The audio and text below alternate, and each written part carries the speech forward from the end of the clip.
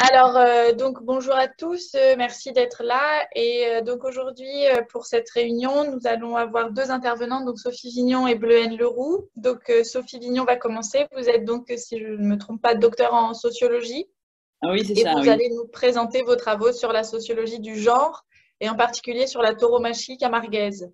Voilà. C'est ça. Ben, Ouais. je vous laisse prendre la main. Ok. Alors, du coup, Il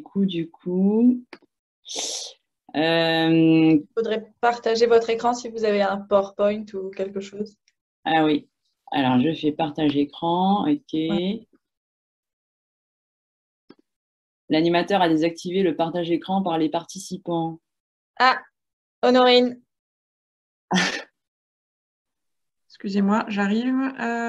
Alors, attendez, comment on fait? Mince. Alors.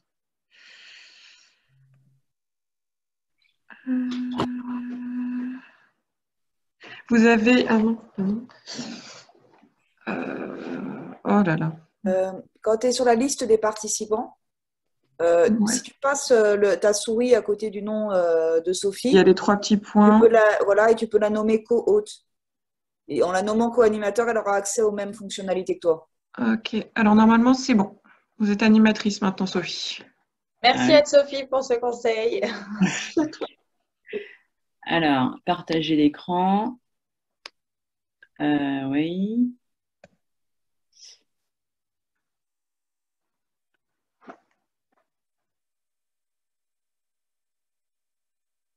Alors là, je suis perdue parce que.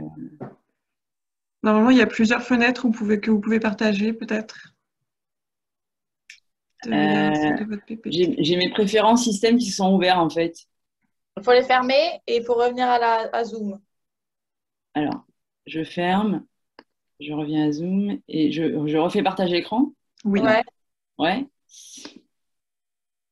Alors, partager écran desktop 1. Ouais. Partager. Ah, il me redemande d'ouvrir préférences système. Ah. C'est parce qu'il faut accepter le partage. Dans les préférences système, il faut lui dire que vous êtes d'accord pour que Zoom partage votre écran. Au moment où il les ouvre. D'accord. J'ai plusieurs onglets: général, 5 volts, coupe-feu, confidentialité. Confidentialité peut-être? Ouais, mais sauf que je vois l'appli Zoom. Ah oui, pour modifier, il faut que j'ouvre le cadenas. Et je crois qu'il faut juste cocher à côté de l'appli Zoom. Et là, voilà. Voilà. Non, je ne veux pas quitter la réunion. Je refais partage écran. Ah, dis donc. Voilà. Super. Vous voyez quelque chose? Oui. Parfait, c'est très bien. Ouais. Là, vous voyez en grand. Il faudrait que vous mettiez votre PowerPoint en plein écran. Ça, voilà, comme ça? nickel, parfait, parfait. Bon, génial. On ne touche plus à rien. Ok. Donc, merci déjà à l'association pour m'avoir permis de faire cette présentation.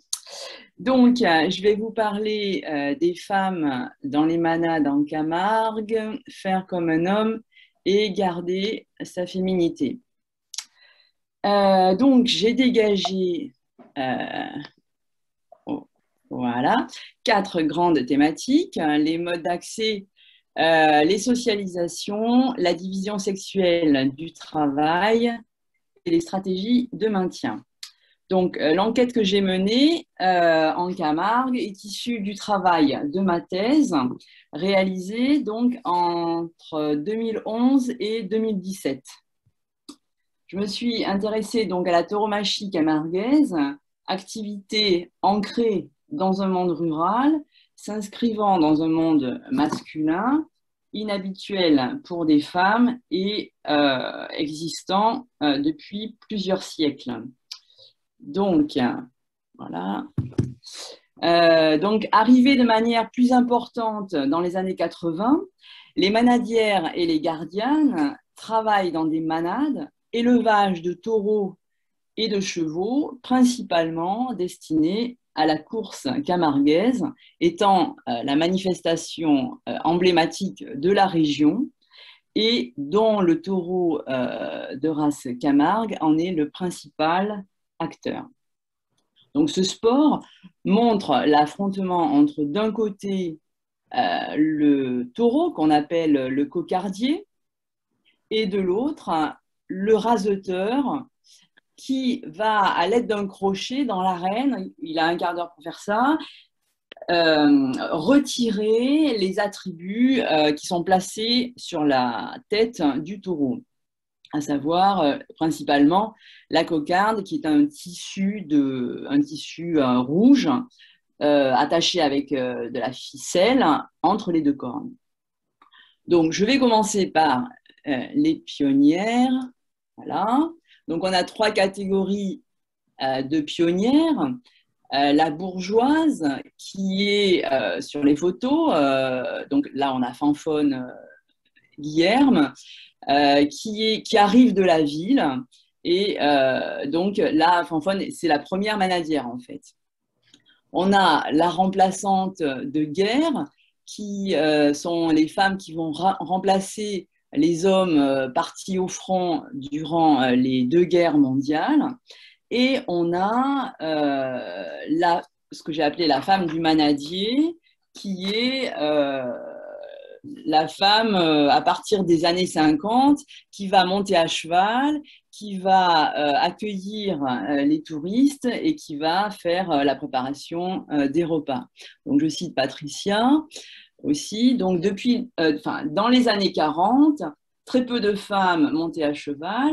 Elles étaient 2 ou 3 en Camargue parce qu'elles étaient filles de manadiers.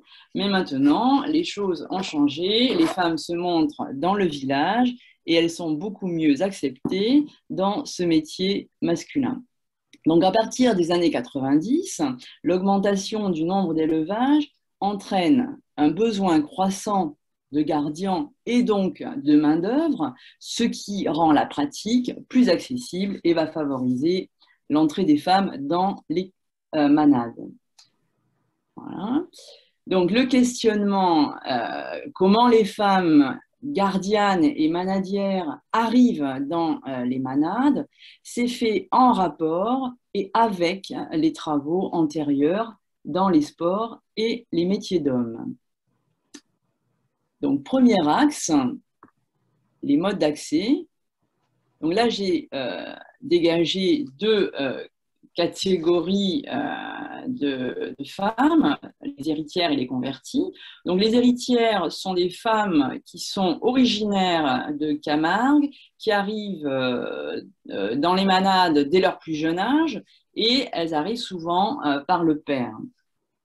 La deuxième voie d'accès, les converties, ce sont des femmes qui sont arrivées à un âge adulte par l'intermédiaire d'un homme, souvent l'époux, ou parce qu'elles sont dites prédisposées, à savoir qu'elles ont fait dès leur plus jeune âge un sport dit masculin comme le judo, le rugby ou le foot, et c'est ce qui nous intéresse ici plus particulièrement, parce qu'elles ont fait de l'équitation classique. Cette pratique va légitimer leur entrée dans les manades et ça va les rendre immédiatement opérationnelles.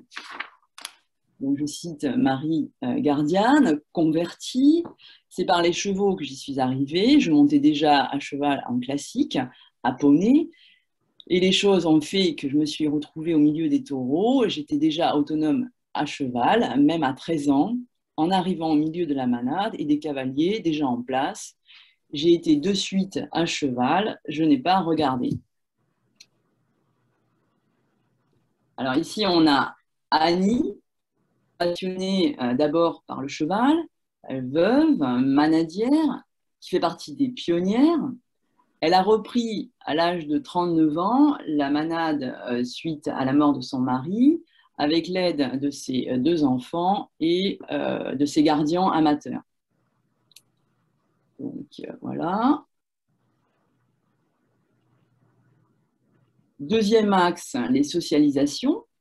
Donc, les socialisations s'intéressent aux conditions sociales ayant permis l'arrivée des femmes et portent sur la manière dont se sont constituées les dispositions sexuelles.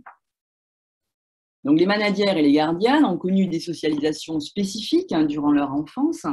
Les modèles du garçon manquant et du garçon défaillant, déjà observés dans plusieurs travaux sur les femmes investies dans des mondes d'hommes, concernent la majorité des manadières et des gardiennes enquêtées, puisqu'elles connaissent une situation familiale où les frères sont dits manquants ou défaillants.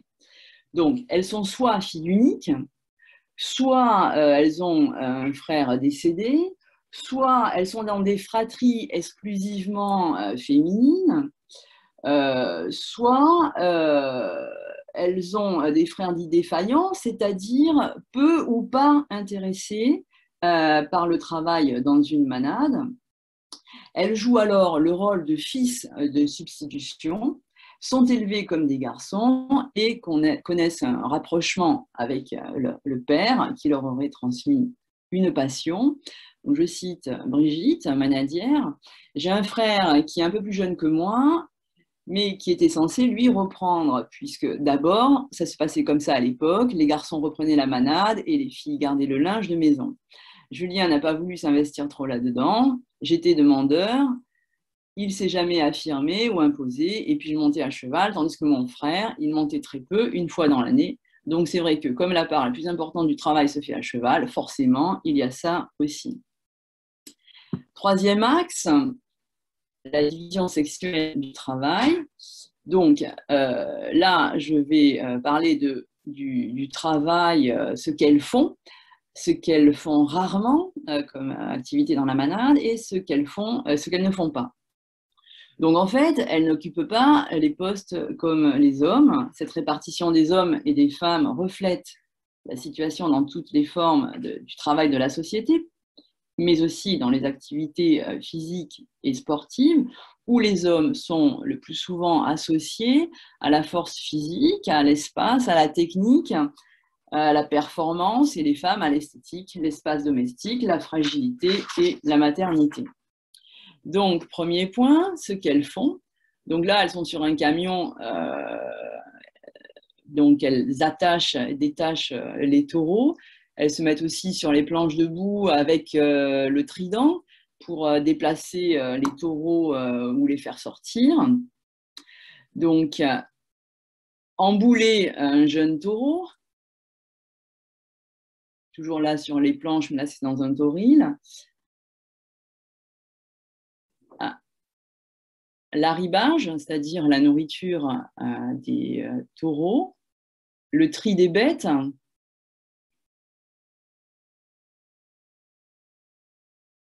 participer aux abrivades ou aux bandides, ce sont des spectacles de rue, donc. Là, on voit au premier plan une pionnière et le marquage des bêtes.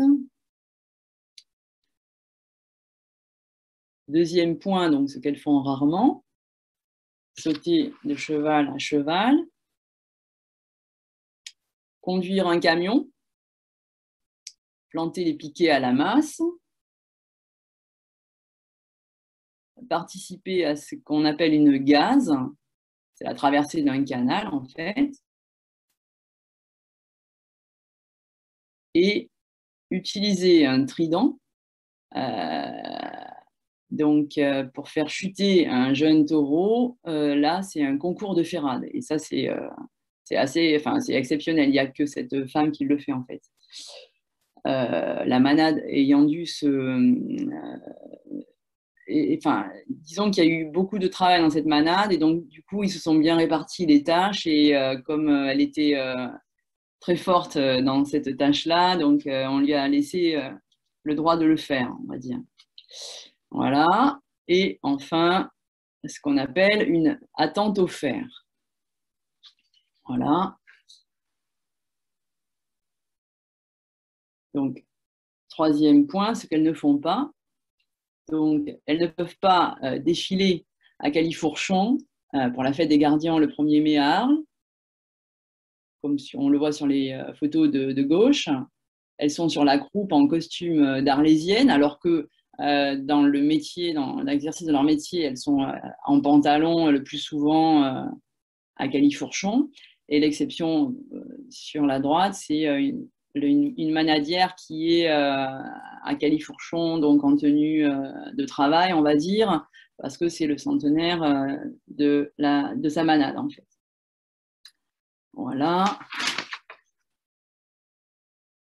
Quatrième axe, les stratégies de maintien des femmes dans les manades. Alors, pour faire comme les hommes et garder leur féminité, les femmes des manades neutralisent le féminin d'un côté et le masculin de l'autre. Donc, première partie, faire comme les hommes, neutralisation du féminin. Donc, j'évoquerai 2 points, la fabrique de la virilité par corps et l'adoption de qualités morales dites masculines. La fabrique de la virilité par corps, les femmes sont généralement vues comme plus fragiles et moins physiques que les hommes. Je cite une gardienne. Les femmes, les 3/4 du temps, c'est « Oh, je me suis cassé un ongle d'un petit bobo, elles en font un drame ».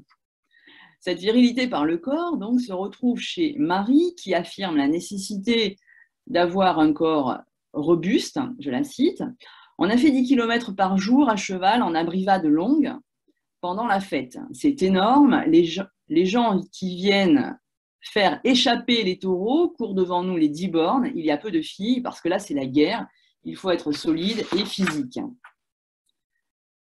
Hélène Manadière parle de son corps musclé ou marqué de bleu, je la cite. « Des fois, j'ai pas l'impression d'être une femme dans ma façon d'agir, de travailler. Avec les chevaux, les taureaux, c'est dur. L'été, je ne peux pas me mettre en maillot de bain. J'ai des bleus partout sur les jambes, j'ai des coups, j'ai le bronzage agricole. Puis quand tu tires sur les cordes ou quand tu montes des chevaux jeunes, tu prends des épaules. » Donc les blessures, sortes de sacrifices, sont banalisées et apparaissent comme des marqueurs d'intégration au groupe des manadiers et des gardiens.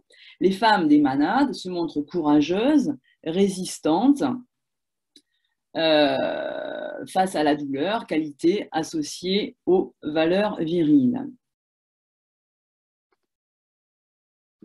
Comme le rappelle donc Marie, une gardienne, on revenait d'une ansière. C'était 3 heures du matin, il n'y avait pas de lumière dans le camion, donc on a détaché le taureau un peu à l'aveugle. Il m'a mis la corne dans la chemise, j'ai eu 4 cm dans le bras, c'est rien. Heureusement, mais il aurait pu me faire tomber dans le camion, ça ne fait même pas une grosse cicatrice à montrer. Je cite une autre gardienne sur à peu près une 50aine de salariés. Donc, je cite une gardienne salariée qui parle de son travail. « Quand je vais mener les taureaux en course, s'il y en a un qui ne rentre pas dans le toril, ce n'est pas un problème. Je ne suis pas là à trembler. C'est parce que je suis une fille que je ne suis pas capable. S'il y a une bête qui s'échappe et qu'il faut lui sauter dessus et l'attraper, je suis partante. J'aime la bagarre. Taper les piquets à la main pour les barrages, encocarder, couper l'oreille du taureau, prendre une tronçonneuse et aller couper un arbre, tout ça, je sais le faire. Une fois, j'ai vraiment eu peur. On était en train de trier. Mon cheval a glissé. Je suis tombée devant un taureau entier. Mon cheval est parti. L'entier l'a suivi. Je suis restée par terre. J'ai eu de la chance qu'il ait pris mon cheval en charge et pas moi. » Il faut comprendre. Donc, ensuite, Fanfone, dite la grande dame de la Camargue, première manadière, convertie, décédée en 1989, était connue pour son endurance. Éric Manadier disait d'elle qu'elle était un roc. Je le cite. « J'ai vu Fanfone arriver à la maison, elle était tombée de cheval, elle avait la peau arrachée qui pendait et avait un sourire jusqu'aux 2 oreilles. La douleur, elle ne connaissait pas. Moralement, elle était indestructible. Elle était une femme qu'en apparence. » Donc, les femmes des manades doivent se montrer endurantes en calquant le modèle masculin. Et là, je cite Viviane, que vous voyez sur la diapo, à droite. En abrivade, on nous balançait de la farine, des tomates, du plâtre. On nous mettait des barrières au milieu. On nous mettait des bâches. Sur le goudron, les chevaux glissaient. Je montrais que je n'avais pas peur, que je me balançais à cheval sur le goudron comme les hommes. que tout ce que je pouvais recevoir, je ne pleurais pas comme une enfant. Quand un taureau s'échappait, je sautais pour l'attraper. Je prenais une rouste, comme les hommes, donc je pensais que j'étais comme eux, j'étais à leur niveau. Donc, à travers ces différents extraits, on constate que ces manifestations taurines, faisant partie des sports régionaux, sont des sports de force, de contact, nécessitant combativité, endurance et résistance. Donc, après le corps qui se risque, venons-en au corps qui se montre. Pour une partie des femmes, le travail de l'apparence n'est pas essentiel. La tenue vestimentaire et les corps sont voulus et pensés non sexués. Les vêtements sont plutôt neutres. Je cite Virginie, une manadière. Je ne mets plus les jupes culottes parce que j'ai eu un accrochage en abrivade. Une fois, je suis tombée parce que j'avais la jupe culotte et ça a été fini. Donc, une tenue pratique, décontractée, tenant compte d'une éventuelle urgence d'un taureau échappé, est préférée pour ces femmes se tenant prêtes à se rendre le plus rapidement possible sur la manade. Donc, deuxième point, l'adoption des qualités morales masculines. Les femmes des manades vont prendre les codes des hommes, vont devoir s'imposer et faire leurs preuves. Il existe une masculinisation des comportements et en valorisant des vertus guerrières.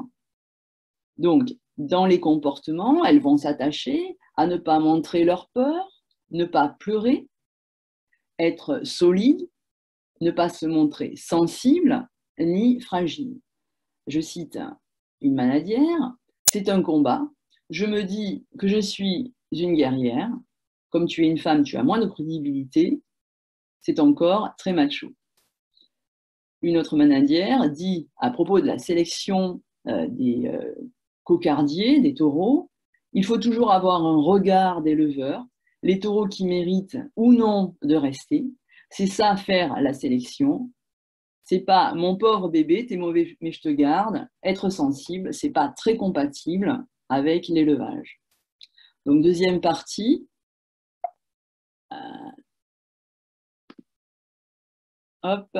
Garder sa féminité ou neutralisation du masculin.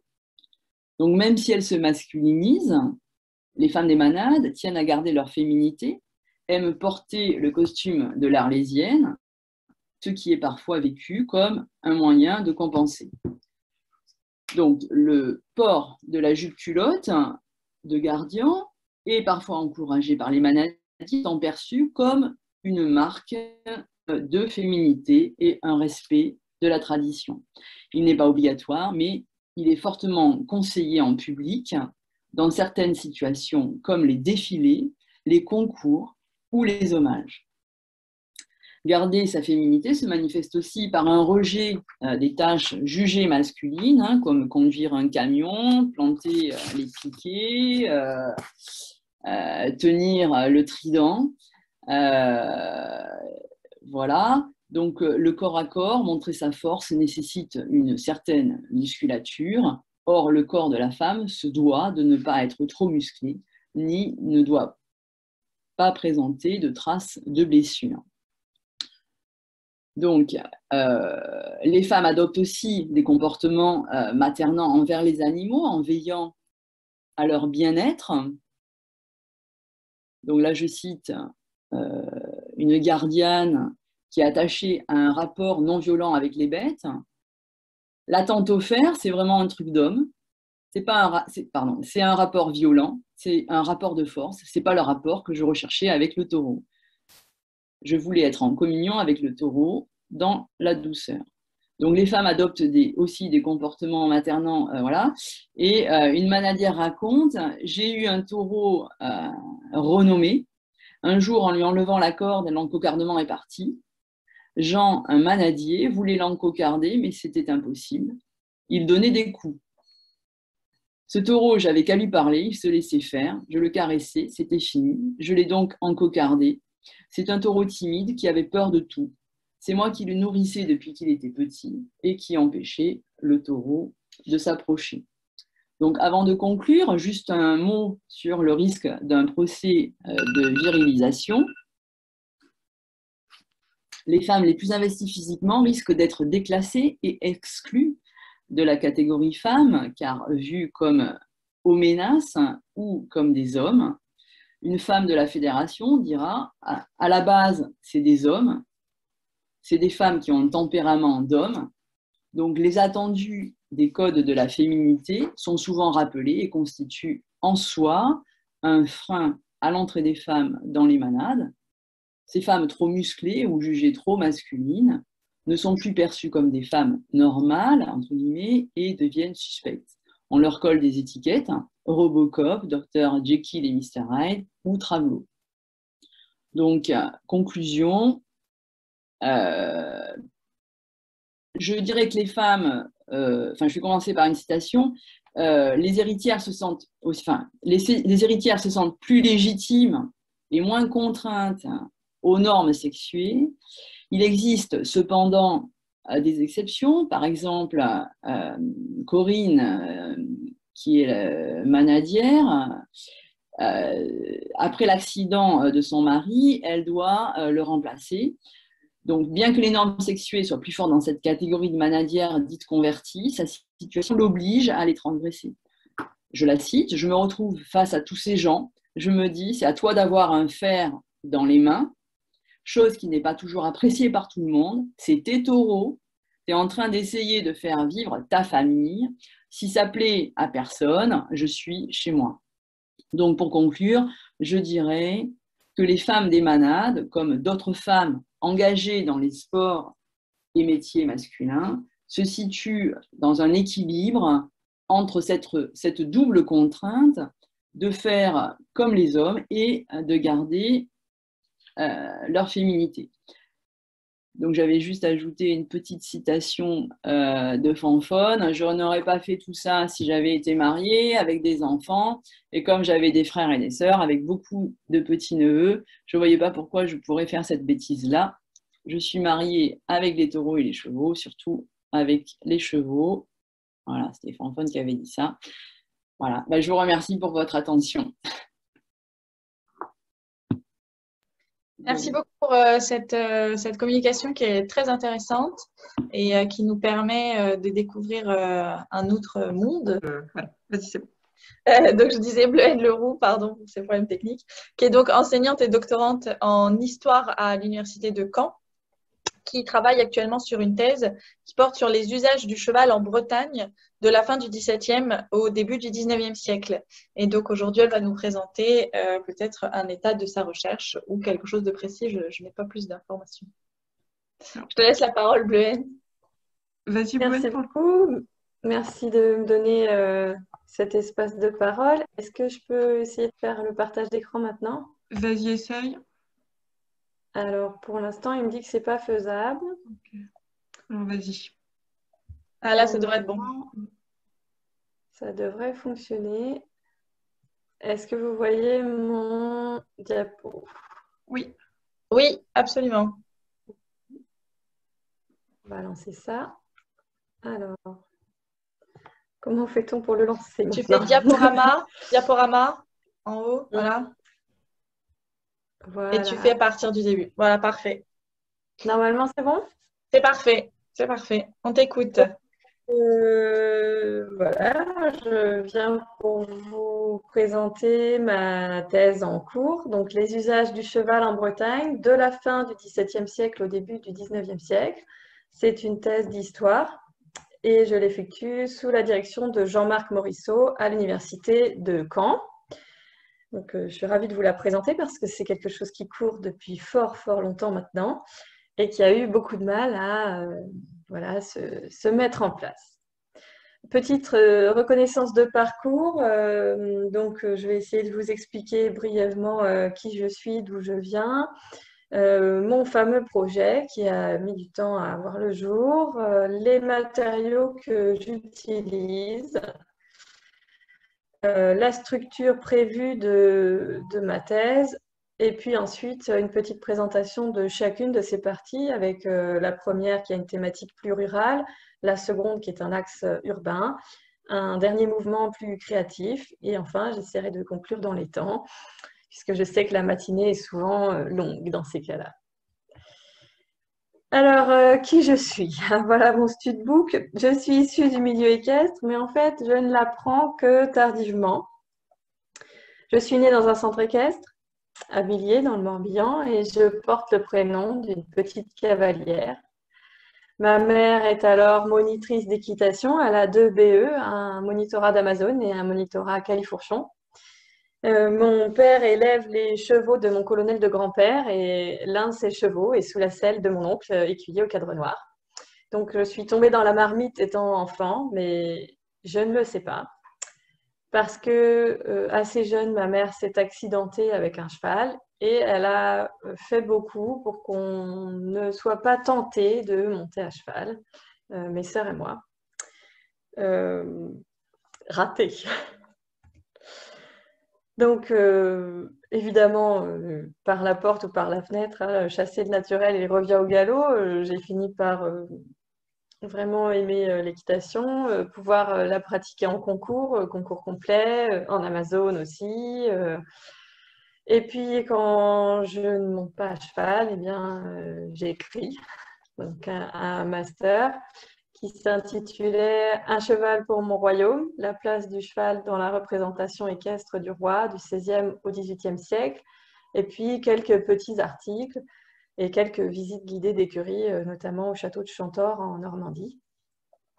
Donc, mordu, comme on dit dans le milieu. J'enseigne en collège actuellement, je continue ma thèse, mais je suis bien occupée parce que je suis mère célibataire. Je suis vice-secrétaire de notre association.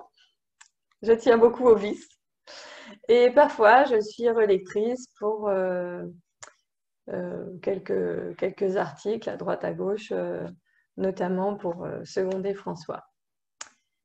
Mon projet a mis beaucoup de temps à se mettre en place. Déjà difficile parce que la vie continue. Quand on a une famille, etc., c'est parfois compliqué de continuer ses études. Et puis, il a été difficile de trouver une université, un directeur, puisque mon directeur de mémoire était parti en retraite. Donc, il a fallu que je prouve déjà que c'était un sujet intéressant. Et oui, il y a 10 ans, il fallait justifier le pourquoi il fallait qu'on travaille sur le cheval, parce que ça ne paraissait pas évident du tout. Et puis, j'ai monté un certain nombre de dossiers qui n'ont pas vu le jour et qui, du coup, ont abouti à un financement personnel de la thèse. Et quand c'est en autofinancement, c'est parfois difficile aussi. Donc, ça a traîné beaucoup. Ensuite, il a fallu faire un tour de cette grande bibliographie qui est à notre disposition. Alors, c'est une bibliographie qui est éparpillée entre l'histoire du cheval avec Daniel Roche, pour l'histoire, Daniel Rétier aussi, Jean-Pierre Digard pour ce qui est anthropologie, Bernadette Lizet pour tout ce qui concerne le travail avec le cheval, Patrick Marchand pour ce qui est poste et messagerie, Upsher pour ce qui concerne les vétérinaires. J'en oublie certainement. Oui, Frédéric Chauviré pour ce qui concerne la cavalerie militaire. Voilà, tout ce qui concerne les grands écuyers, c'est Patrick Franchet-Després, évidemment, etc., etc. Je pense aussi à Corinne Doucet pour ce qui concerne les académies. Donc, il y a eu énormément de choses qui ont été publiées. Il a fallu commencer par ça. Mais aussi étonnant que ça puisse paraître, il a fallu que j'apprenne à connaître la Bretagne, puisque si j'y suis née, en tout cas, je ne l'ai pas étudiée auparavant. Et il me semble que ça avait fait l'objet des études en première ou deuxième année de licence, mais je n'étais pas en licence. Moi, j'étais en classe préparatoire aux grandes écoles et la Bretagne n'était pas au programme. Donc, en fait, j'ai dû rattraper un retard considérable sur l'histoire de la Bretagne. Et puis, il a fallu que je m'intéresse plus particulièrement au commerce, à l'artisanat, et que je m'approprie cette immense bibliographie qui concerne le monde rural, notamment avec les travaux de mon actuel directeur de thèse, Jean-Marc Morisseau, et de tous ces collaborateurs dont on retrouve des articles dans Histoire et société rurale, par exemple. Donc, j'ai fréquenté le pôle rural, le séminaire de la Maison de la Recherche de Caen, etc. Et puis, j'ai jamais pu m'empêcher de creuser un peu certaines questions de genre aussi, donc ça a amené des lectures également. Voilà. Ce projet se fait au départ en autonomie et puis finalement, grâce à Jean-Marc Morisseau, j'ai réussi à obtenir une inscription en septembre 2016. Donc j'ai continué à travailler de 2016 à 2020 et là actuellement, cette année scolaire, enfin universitaire, 2020-2021, c'est une année officiellement de césure et ça amène du coup la possibilité d'avoir une soutenance normalement en 2023. Mais Jean-Marc Morisseau part à la retraite en 2022, donc il m'encourage vivement à soutenir ma thèse avant son départ officiel pour l'Éméritat. Et donc la soutenance est prévue normalement pour 2022. Alors, quel matériau j'utilise? Il ne faut pas oublier que, du coup, puisque je suis dans ce laboratoire qui s'appelle aujourd'hui ISTEME, Histoire, Territoire, Mémoire, quand je me suis inscrite, il s'appelait encore le CRHQ et donc c'était le Centre de recherche historique et quantitative. Donc, il y a une grande importance dans ce laboratoire pour les statistiques, la quantité. Et donc, j'ai dépouillé des milliers d'inventaires après décès répartis dans 5 départements de la Bretagne historique. Alors, l'objectif, c'était d'effectuer des comparaisons entre les différents terroirs bretons avec d'autres territoires, donc français ou européens, de pouvoir constater des disparités ou au contraire des ressemblances et, si possible, des évolutions sur le fil du siècle. Ça nous permet d'avoir une vue d'ensemble sur tout le XVIIIe siècle au sens large, et puis d'avoir des inventaires après décès nombreux, un peu plus de 4000 aujourd'hui, mais la répartition, comme vous pouvez le voir sur ce graphique, est extrêmement déséquilibrée. Donc si on regarde bien, pour le Finistère, j'ai 212 inventaires après décès, le Morbihan seulement 96 pour l'instant, en Côte d'Armor, j'en ai dépouillé 183 et en Loire-Atlantique 531, mais j'en ai environ 3000 à l'heure actuelle pour l'Ille-et-Vilaine. Alors, c'est assez facile à expliquer, hein. Il est parfois compliqué de se déplacer dans les différents dépôts d'archives, surtout depuis un peu plus d'un an. Et donc, j'ai essentiellement travaillé sur les archives départementales d'Ille-et-Vilaine, qui se trouve à 10 minutes de chez moi. Donc, j'ai pu ouvrir des liasses qui concernaient le pays de Redon. Et en fait, dans les liasses qui concernent le pays de Redon, je me suis aperçue qu'on avait une continuité d'un siècle complet, en fait. Donc, je n'ai pas pu m'empêcher. Avec cette richesse documentaire, je me suis dit que c'était dommage de faire des sondages, alors que là, on avait la possibilité de voir un siècle entier. Donc, je l'ai dépouillé jusqu'au bout. Donc, ces inventaires après décès, même si c'est l'essentiel de mes dépouillements, ne sont pas les seuls, évidemment. En tant qu'héritière de la Nouvelle Histoire et de l'École des Annales, je ne peux pas faire l'économie de cette comparaison avec de nombreuses sources, et c'est très riche.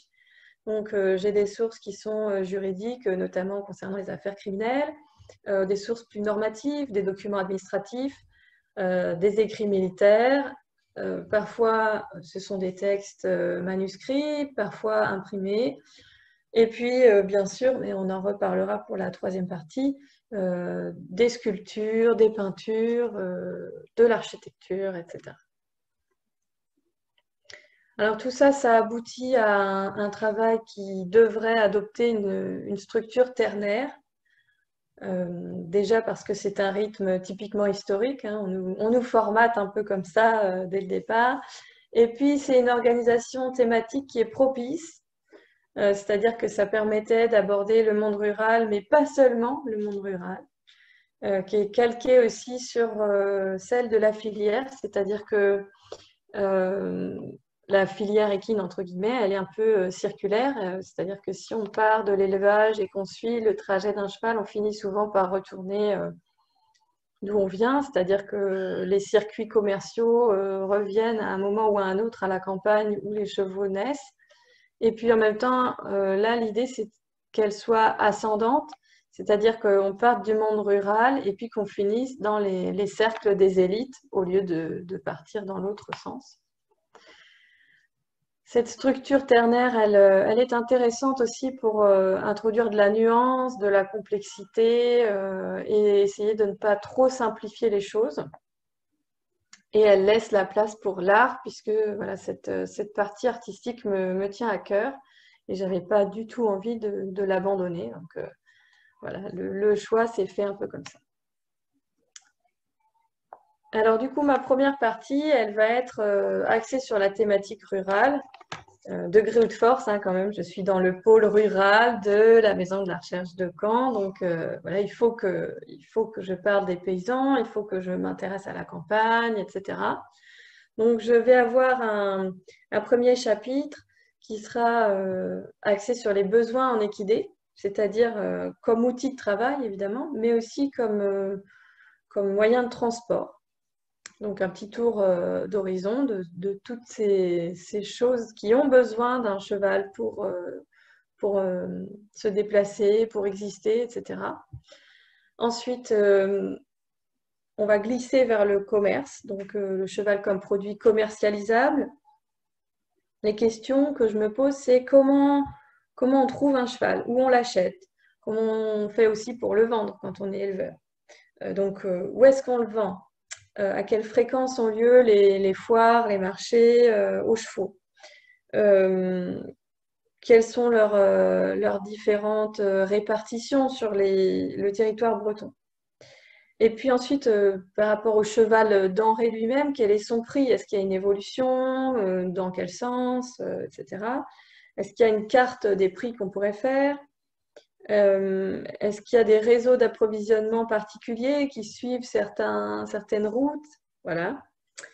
Et puis en partant de cette échelle locale, voir si on ne peut pas retrouver les marchés français, voire européens, voire internationaux, qui influent en fait, dans ce marché breton. Mon troisième chapitre s'intéresse à l'élevage, ou plutôt les élevages équins bretons réels, c'est-à-dire tels qu'ils sont réellement faits, comment on élève des chevaux, comment ça se passe. Et puis l'élevage équin souhaité, c'est-à-dire comment on aimerait que ça se fasse, c'est-à-dire les institutions des haras, leur personnel, leur financement, etc. Donc, avec une distinction entre ce qui se passe réellement et ce qu'on aimerait qu'il se passe. Alors, j'ai ensuite un axe qui est un petit peu plus urbain. Ça sera ma deuxième partie qui peine à trouver un titre. Avis aux amateurs. Si vous avez des idées, je suis preneuse. Ça pourrait être grossièrement, avec toutes les pincettes du monde, les activités de la filière équine, entre guillemets. Donc, j'ai un chapitre qui concerne toutes les activités des circulations. Donc là, je vais m'intéresser aux figures du maître de poste, du messager, mais aussi du loueur de chevaux, par exemple. Dans le point suivant, c'est la question de savoir si on s'oriente vers un usage plus urbain du cheval. Alors, par plus urbain, j'entends, il y a pas un jeu de mots, mais voilà, une dualité, donc urbain au sens de ville et en même temps urbain au sens de poli. Et c'est là que je vais m'intéresser aux questions criminelles. C'est-à-dire que quid de l'urbanisation et de l'évolution des réseaux routiers, des ingénieurs des ponts et chaussées, etc. Et en même temps, la question de la criminalité autour de l'animal, les vols de chevaux, les excès de vitesse, l'utilisation des chevaux dans les transferts de prisonniers. Voilà, il y a tout un tas de choses très intéressantes qui finalement n'ont pas été très creusées en tant que telles. Donc ça va m'intéresser. Et puis en chapitre 7, ce que j'ai prévu, c'est de m'intéresser aux activités qui sont induites par les usages du cheval, les activités, disons, indirectement induites, les hôteliers qui doivent prévoir des écuries, par exemple, les bûcherons qui doivent couper du bois pour fournir les menuisiers, les bouchers et les tanneurs qui doivent travailler pour fournir le cuir, et puis ceux qui dépendent directement des usages du cheval, donc le carrossier qui va utiliser le bois, le menuisier évidemment, le sellier qui va utiliser le cuir, le bourrelier aussi, pour les harnachements, va utiliser le cuir. Voilà, les éperonniers, tous les métiers de la forge aussi, hein, l'éperonnier, celui qui va faire les mors pour monter à cheval, pour guider les chevaux, etc. Et puis, on va glisser tout doucement vers le maréchal ferrant et tous ceux qui vont soigner les chevaux.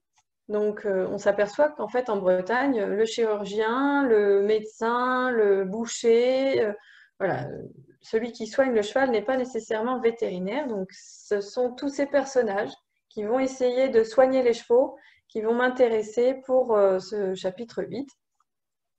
Et ensuite, on glissera vers la partie plus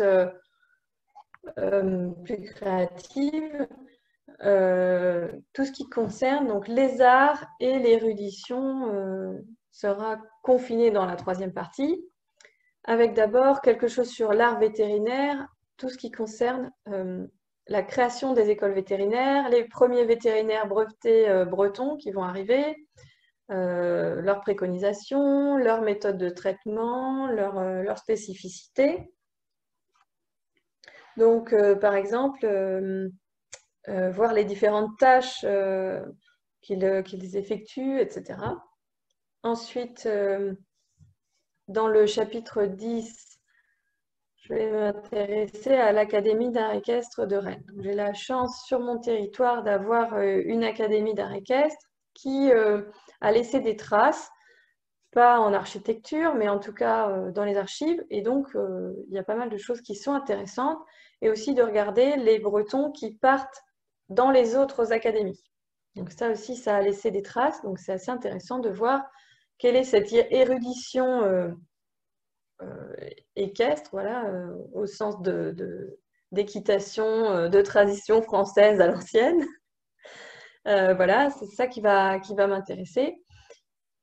Et du coup, aussi, le cheval écrit, cette érudition livresque. Donc, le cheval écrit va m'intéresser de deux manières. D'abord, que font les Bretons des traités d'art équestre? Est-ce qu'ils les lisent vraiment? Est-ce qu'ils y ont vraiment accès? Et puis, quelle est l'utilisation du cheval par les écrivains bretons? Donc, Chateaubriand, Madame de Sévigné, comment est-ce qu'ils utilisent le cheval? Comment est-ce qu'ils le présentent? Quel est le rôle? Quelle est la vision? Etc. Et puis, quelques poètes aussi qu'on peut rajouter dans la collection. Donc, un petit tour un peu plus littéraire cette fois-ci, mais toujours intéressé sur le cheval au XVIIIe siècle en Bretagne. Est-ce qu'on en dit des choses Est-ce qu'on en dit des choses particulières? Est-ce qu'il y a une sorte de folklore qui est visible? Voilà. Dernier chapitre concerne l'art visuel, donc les arts visuels, pardon. Donc là, tout ce qui concerne les statues, les sablières, les chevaux dans la peinture, dans la gravure, dans la sculpture. La statuaire est très intéressante, elle est très riche, et pas seulement en Bretagne bretonnante. Donc voilà, l'idée c'est de m'intéresser à tout ça, de voir comment est-ce que le cheval est utilisé, est-ce qu'il est représenté toujours de la même manière, est-ce qu'il y a des différences entre les terroirs bretons, etc. En conclusion, je vais dresser un petit état des lieux. Voilà, l'essentiel des documents a été dépouillé à ce jour et la rédaction a été entamée, sachant qu'elle doit évoluer pour correspondre à des critères extrêmement précis. Voilà, il y a des attentes très très précises pour ce laboratoire-là. Donc, il a fallu que j'adapte des textes que j'avais rédigés auparavant, que je rétrécisse mes chapitres, que je les multiplie du coup. Donc, il y a une structure très particulière à suivre qui, du coup, voilà, oblige à penser aussi d'une autre manière que sur des chapitres très longs, avec des parties un peu fleuves. Voilà, on doit sectionner beaucoup plus qu'à l'Université de Rennes, par exemple. Et donc, ça amène aussi à penser d'une autre manière, presque comme par article, en fait. Donc, ça oblige à rédiger aussi d'une manière particulière. C'est une rigueur à avoir et du coup, voilà, ça oblige à une réflexion très, très encadrée. En projet, actuellement, j'ai un projet d'exposition centré sur les harnachements et notamment les selles anciennes. Donc, j'ai une collection de quelques selles et un étrier pantoufle que j'aimerais bien pouvoir montrer au grand public et faire découvrir, qui serait en fait une sorte de pendant à mes travaux de recherche pour ma thèse. Et j'ai peut-être trouvé des écuries de château qui pourraient l'accueillir. Donc, j'espère que ça verra le jour avant l'été. Je croise les doigts. Comme vous l'avez constaté, il y a encore beaucoup de questions qui restent en suspens. Et j'attends les vôtres avec enthousiasme. Je vous remercie de votre attention. Merci beaucoup, Bloën, pour cette communication. Effectivement, c'est un sujet très vaste et en même temps circonstancié puisque tu as des bornes chronologiques et géographiques très précises. Donc, ça reste très, très envisageable comme sujet.